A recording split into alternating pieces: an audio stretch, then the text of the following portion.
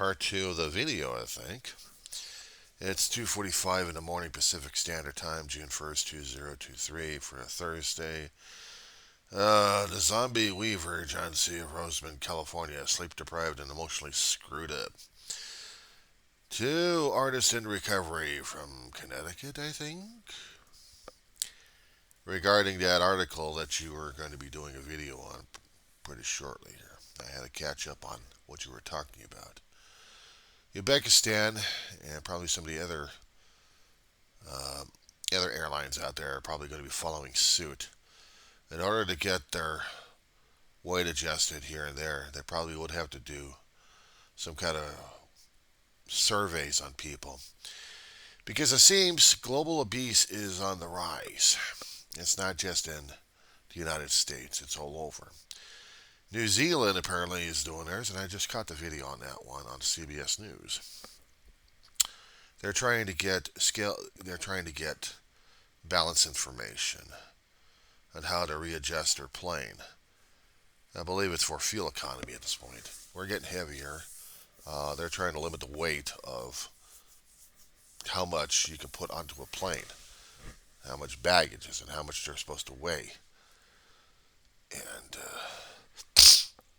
I'm still thinking it's fuel economy that they're working on here. I mean, they'll use probably the idea of charging us more and more because they want to make more and more profits. I think more practical things. How much weight does it cost to get maybe 180 pound passengers on board a plane, and how to balance them right versus when you have obese people going to be intermixing with them, and how is the weight ratio going to be, especially when they're trying to get their airplanes flying in the air, taking off and landing. How is that going to be, especially when they have to deal with crosswinds,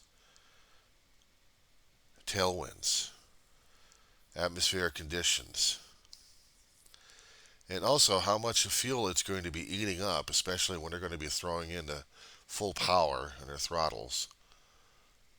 How much fuel are they going to be chewing up when you have heavy passengers on board?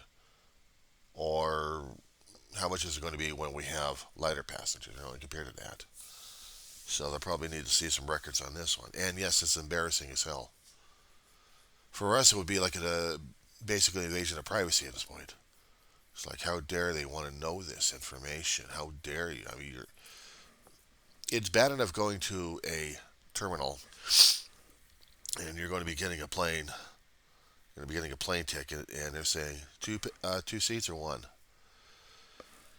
They are correct that the airlines are getting smaller and smaller seats here, but they're charging us an arm and a leg on that one. Only because of our girth. Not just the men, but it's also women who are pregnant. If they are allowed to travel by air, if they are medically sound to travel in the air, then we know that they're going to be more than 180 pounds. I know I don't talk about my weight because it's embarrassing as hell, but you can actually see it. And yeah, it does make me a little bit embarrassed, but it shouldn't actually. Because I also look at a family genetic history concerning about my weight. I have coming from different family lines that actually do have obesity running through it. I have known cousins out there, some cousins out there, who actually have the gene for obesity. And sometimes it manifested itself in relatives.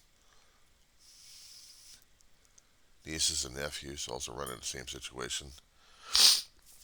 Sometimes genetics suck because the older I get, the worse it's become.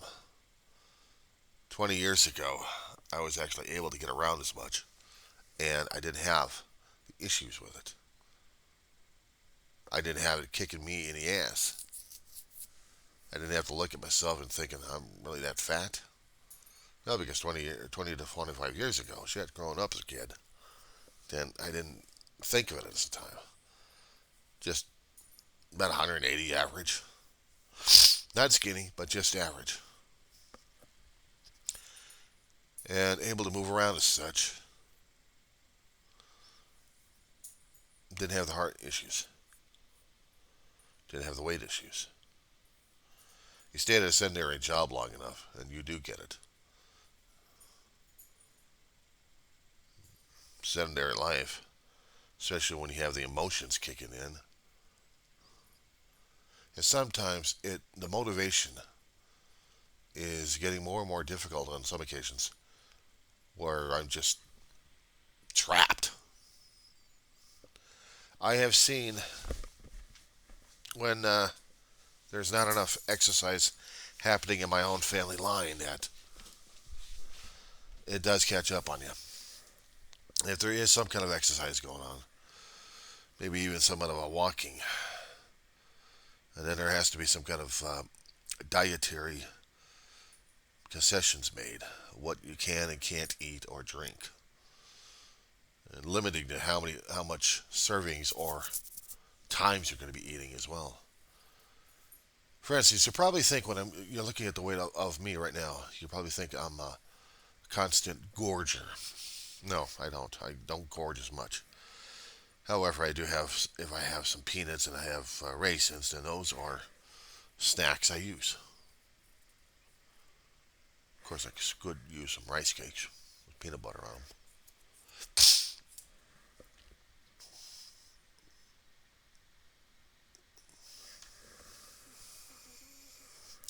Why don't you drop on by, you little bug? Shit. Anyway, I had noticed my mother had gotten more and more larger as she got older. She was barely able to get around as much.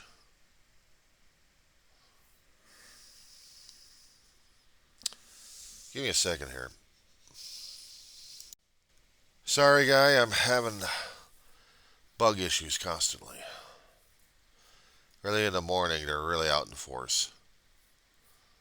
I'm looking forward to getting more new traps out to get these bastards nailed.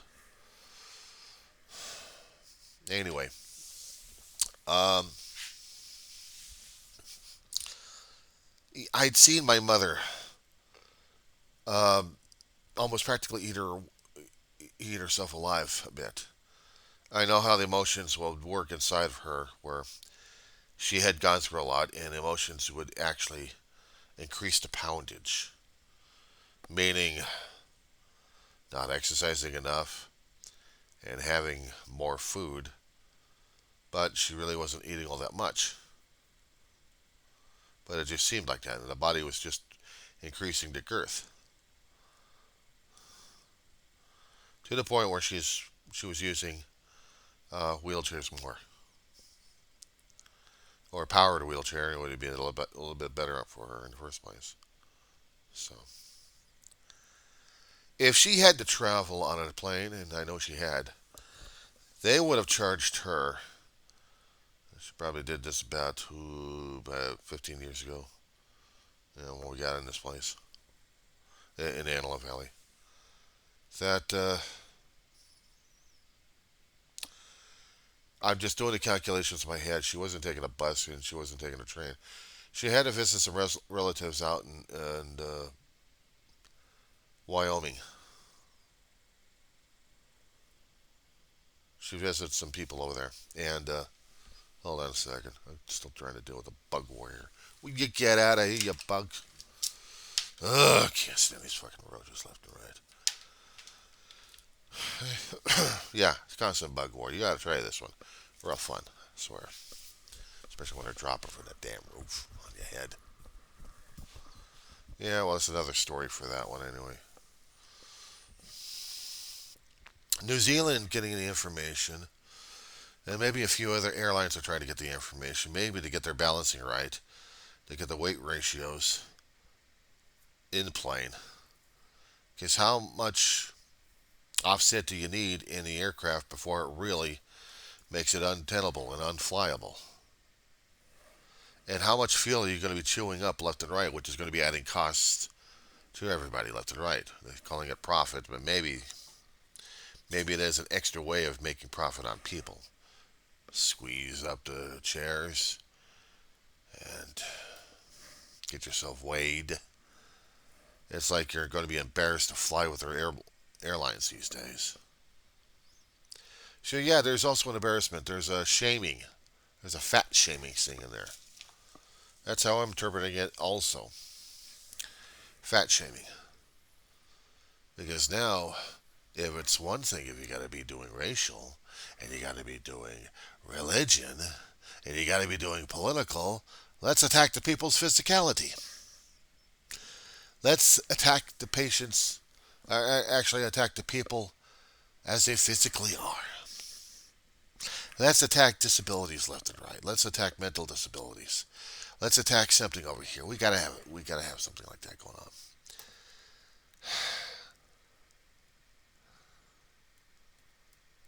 But that is a major discussion right there. Are the airlines going in for discrimination of any sort, or is it just for economics? If it is just for economics, they're really squeezing it on people left and right.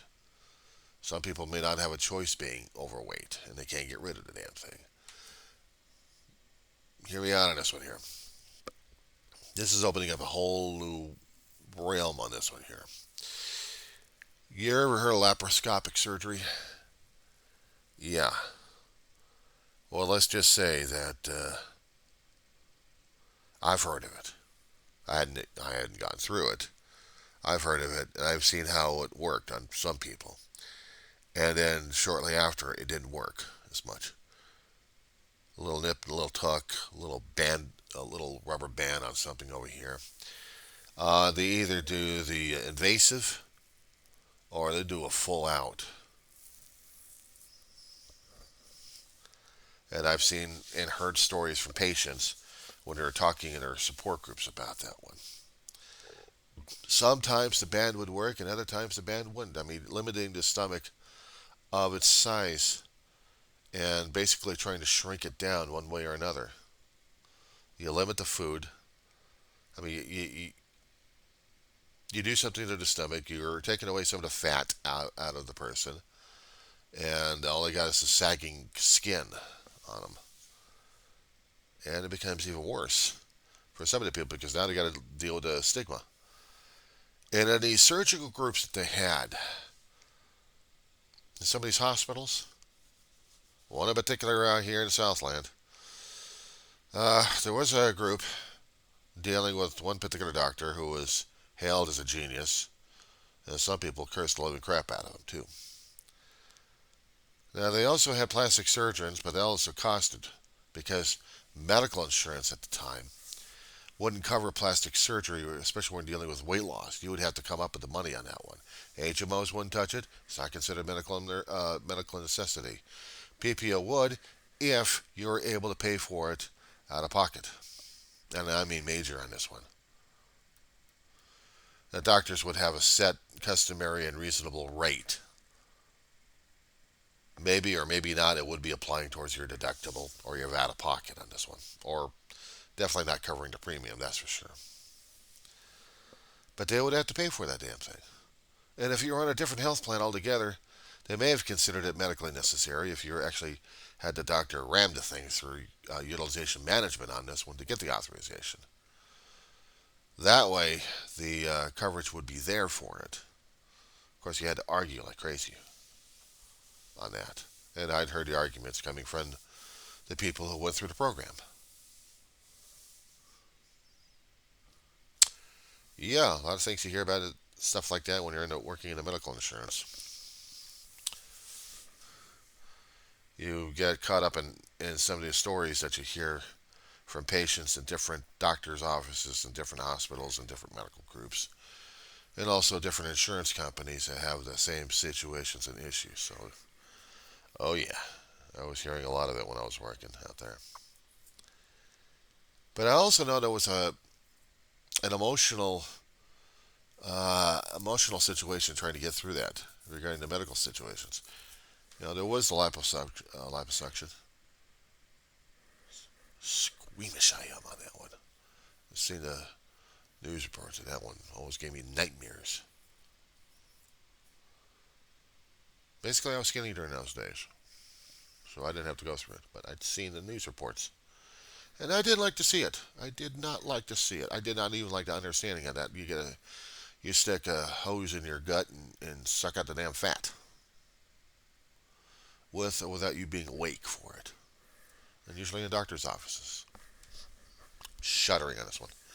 Well, the hospitals would charge you an arm and leg on that one, and they would consider cosmetic surgery, not medically necessary, unless, of course, we're dealing with medical conditions happening from the obesity that is affecting and could be construed and argued as potentially medically necessary for you to have the weight loss program going on. Now, in my situation, I had open heart surgery when I was 4 years old, died 3 times, came back to life. Okay, got that one. But the heart was still functional and hadn't had any problems with it. Hell, I haven't even had myself checked out yet. And then recently, I've had my doctor's office call me over saying, "When you gonna call us and make an appointment and get in there physically so you can get yourself checked out?" I'm like, "Oh my God, why do I need to do this? I don't like doctors." "Come on over. We gotta check your body out there, son." Oh, terrific. You talking about embarrassment? Airlines will embarrass you because of your damn weight. Now I got to put myself into a doctor's office and really deal with it. Oh, no, me and medical professions don't mix, but I'm getting older and I need to deal with these guys. And then you got to see what kind of a condition I'm in at this point. And yeah, it's embarrassing, scary as hell, and other things we still have to deal with. I don't know. People say, "Well, you need to walk out. You need to walk out." My feet hurt constantly for about a year and a half to 2 years. I've had the emotional shit going on in my head a little bit longer time than that. I know. They'll say, "Any excuse." Yeah, put yourself in my damn shoes, or actually in my body, and let's see how you deal with it, or even in my head. But we are talking about airlines with weight loss.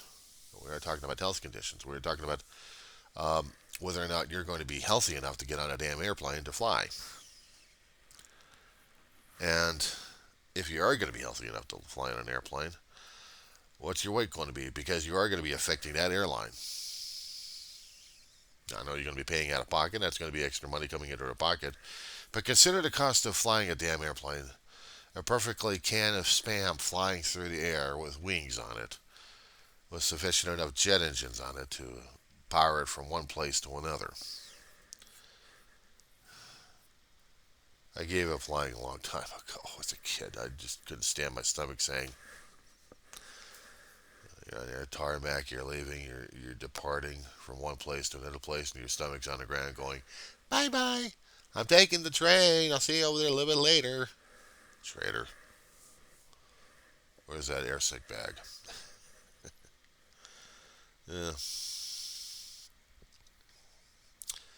But my intake on it is I had to see if this is going to be for the financial situation or are they going in for prejudicial. Are they going to be fat shaming people left and right to either increase or decrease their are they going to be increasing or decreasing their profits if they are going to be fat shaming people left and right? And that's on the prejudicial side. But if it is strictly for maintenance, weight, flight, mechanics, that's another thing altogether.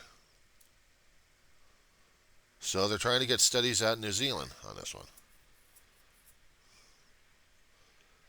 If the FAA happens to start doing a pilot program in this one, don't be surprised. Don't be surprised about it. I mean, it's one thing out here, they're still charging an extra seat if I want to go on an airplane, and I'm not. I'm not willing to travel just yet. If I am going to be traveling, it's either going to be by, well, bus seats are comfortable enough anyway to a point.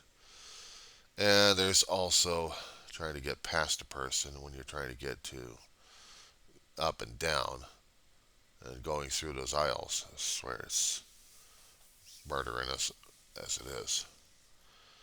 Or consider taking a train from place to place. The only ways I'll be getting across the country if I ever decide to go across the country in the first place. Meanwhile, back at the ranch, we deal, we cope, and we function, and that's all we do. So, artists in recovery, I bid you adieu until next time.